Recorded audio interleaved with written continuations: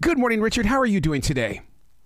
Good morning. I'm doing great. Man, I hope I'm putting this in the right words when I say that I first met up with you guys when Casey Kasem mentioned you for the very first time. And all of these years, as much as I listen to Kansas, sure, I could be in my past, but the way you write, the way you perform, you keep me grounded in my present. Well, I've never had that compliment before. Thank you. There's just something about your music. I mean, I don't know what the stories are about. I mean, you've always had that about every song that you perform. And then to see that you've been celebrating 50 years, I'm going, oh my God, wow, this is a celebration of life as well as sound. Absolutely. This started as a hobby, something to do. I wanted to kind of get in a band with some friends, and it turned into 50 years with this band and a history. I've been playing with Phil Ehart, our drummer, since 1967 in high school. What a journey that has been, huh? I mean, to even be teamed up with a drummer that long, because you always hear of drummers, going off to do their own thing, or somebody else is brought in because you're looking for a new sound. But to be together that long, my God! It's some people, they just don't. It's a hard job if this is hard for you to do. It's hard to last 50 years. For me, it's been. God, who would want to quit this? This is great. Yeah. So it has been kind of easy, but some people are just, the grass is greener elsewhere. Yeah. And I've just never seen it that way.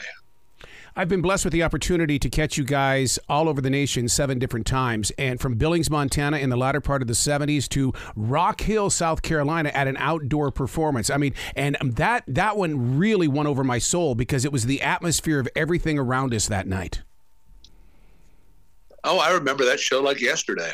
My wife was there with some high school friends that she hadn't seen in years. How do you keep the show so fresh and moving forward? Is it a connection with the audience? I mean, do you study the audience and then go with their feelings? Oh, not so much as that. It's just the lights go out and it's showtime, and I've always got a bit of a nervous stomach. Yep. It's always exciting. It's never like, oh, okay, oh, gee, it's showtime. I mean, you're getting geared up for it. We rehearse for about an hour before, just getting ready and warmed up and ready to go. And then the lights go out and 1, 2, 3, and just start. There's an excitement to that there is nothing else in life that compares to that moment. And when you don't get to do it for a while, you really miss that. And so it's still exciting. 50th anniversary, 50 cities, and you are coming to Charlotte November 3rd of this year. I mean, it's people need to understand they need to see you live, because it's like a moment where we all go into this room and you're going to share stories, and it just happens to be connected to incredible music. Yeah, it's I always liked lyrics that are make you think. Mm-hmm. I don't like somebody telling me the answer so much as to make me wonder what the answer is. And so much of our material has always been that way. It's just something to provoke thought, and something that the common man can relate to. I think that's what drew us together. One of the things that just drew us together at the beginning was we really didn't want to sing love songs about heartbreak and all of that. Everybody else was, and there's nothing wrong with that, but let's do something else. And we've kind of stuck with that. Well, you have stood out. And I mean, from Carry On Wayward Son, Dust in the Wind, Point of No Return, even the latest music that you've released on for Another Fork in the Road. I mean, everything there has its own life and personality. And when you listen to the whole entire project, there's always an experience waiting for you. Yeah, it's digging back into this as we're assembling the record. We wanted to cover the entire career of Kansas. So going back in those first couple albums and dusting off some things that we hadn't performed since those times has been quite an experience. And looking forward to performing some of those again, it's been, at least 45 years since we played some of these songs. Wow. And you're promising fans on this tour that you're going to start playing some deep cuts too, because I came from the album years, and there's some deep cuts that I love so much. Well, that's what this is about. It's the album is our history. Mm-hmm. It's not just about the hits, but it's about the history of Kansas from the first album until today. And we don't know what tomorrow's going to bring. We know there is a tomorrow. We're planning on new material, new album, and all of that. But right now we're going to concentrate on this 50 years. When you go into the studio for new music, do you kind of look at each other and just kind of giggle a bit? Because, I mean, you've been doing this for 50 years. I mean, and you still have what it takes to make music. Not a lot of giggling. It's hard work. The studio is playing live is more of the giggle. That's where the fun is. Studio is a lot. People always say, "Oh, I'd love to go in the studio." No, you wouldn't. Yeah, it's very tedious. It's long and boring, and a lot of experimentation going on. Try this. Oh no, not that. Okay, let's put up a different snare drum. Whack, whack, whack, whack, whack. No, not that one. It is not that enjoyable in the studio. Working on new material before you get there, that's can be a lot of fun. It's like, oh man, what a great song. I can't.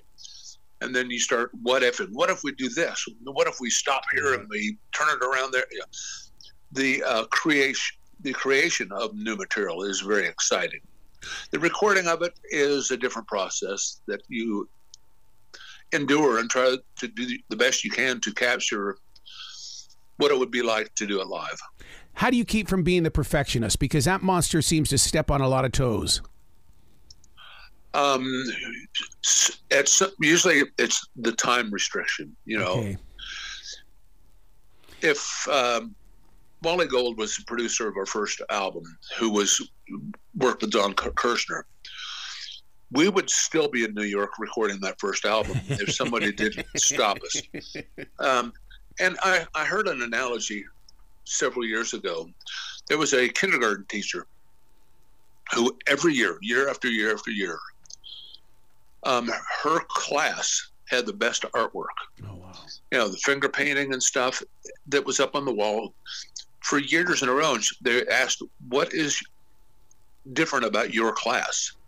Why are your kids always the best? And she goes, because I watch them, and when I think they're done, I take it away. Ooh. And I thought, boy, does that relate to band members? Because you have to have someone looking over you saying, that's good enough, you're done. Because otherwise, you're going to finger paint until it's just a brown glob. And so that's, although we have produced ourselves most of the time, we still try to keep an eye on that, to not overdo it, and there's a whole other thing too, in spending a lot of time. This was written on a console in Atlanta when we were recording, wow, which simply said, you can't polish a turd,